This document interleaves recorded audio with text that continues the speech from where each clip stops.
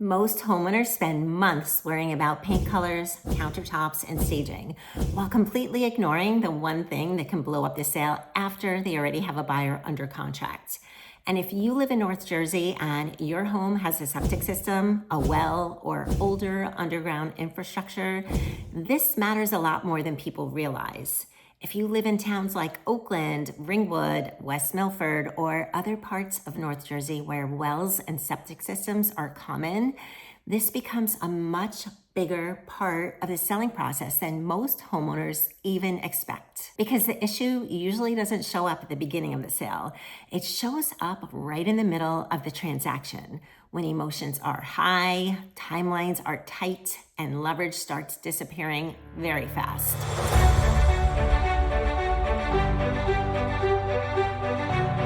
I'm Betty Russo, real estate broker associate with Keller Williams Prosperity, and today I want to walk you through one of the biggest seller mistakes I see homeowners make before listing their house. It's assuming infrastructure issues are only a problem if something is visibly broken.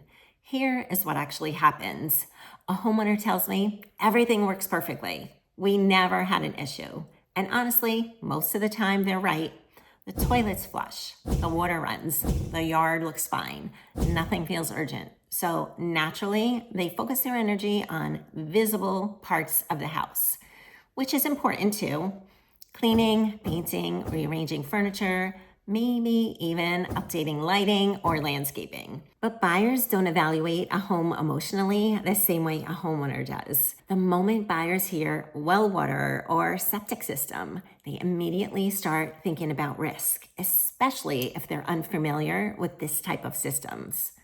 They start imagining expensive repairs, failed inspections, surprise replacement costs, water quality issues, drainage problems, even if none of those things actually exist. And this is why our sellers accidentally lose control of the transaction before they realize it. Most homeowners think inspection problems happen because something's broken.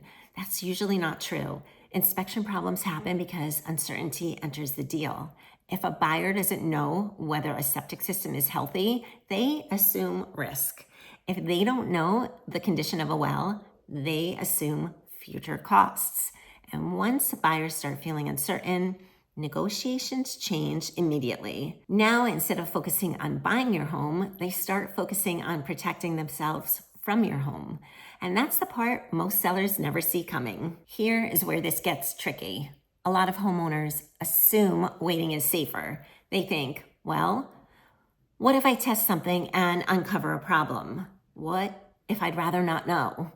What if I spend money unnecessarily? But strategically, that approach usually creates far more risk. Because if there's an issue and you discover it before the house hits the market, you still have options. You can repair it calmly. You can price it appropriately. You can gather estimates. You can decide how you want to position the property. You control the timeline. You control the contractors. You control the communication. But once a buyer discovers an issue during attorney review or inspections, the entire power dynamic shifts. Now the buyer controls the pressure. The buyer controls the deadlines. The buyer controls the emotional energy inside the deal.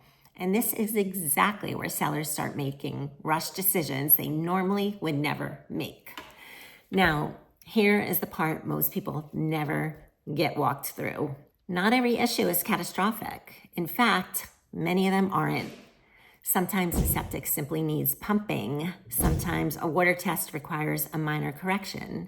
Sometimes an older system is functioning completely fine, but just needs documentation or certification. The problem is not always the issue itself. The problem is discovering it late. Because late discovery creates fear, and fear creates leverage loss. If you're planning to sell in the next 6 to 12 months, one of the smartest things you can do is stop thinking about inspections as a buyer problem. They're actually a seller leverage problem.